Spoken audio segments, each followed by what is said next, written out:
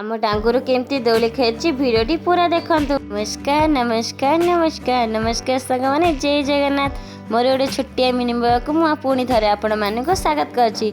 आज मु सकाल रोसई सार देइथिली। आज जेहेतु सोमवार थिला तो मु समस्त राति गोटे थरे रोसई करदेवी। गैस लगे प्रथम भात बसईदा तापर डाली बसईबी। आज जेहेतु सोमवार थिला बिना पियाज रसुण रोसई हब। मु डालमा परिया सब काटी देछि।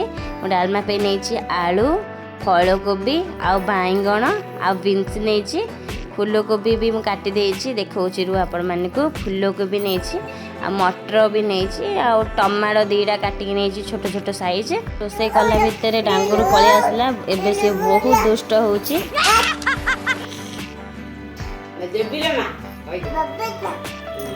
छाल जो कि कहना थर ना से क्यों बस देखिए।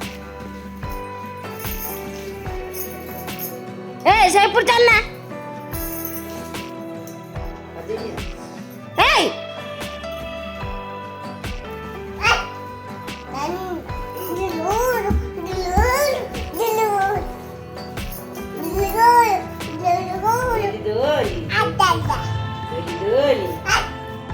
खेल खेलु मो भात डालमा हे जे झील आज पलि खाई सारा झील पलि जानुआ सब विषय कौन कौन है झील पचारिया कौन मिलला आज स्कूल आज कौन कौन मिलला आ कौन है स्कूल रे कहती।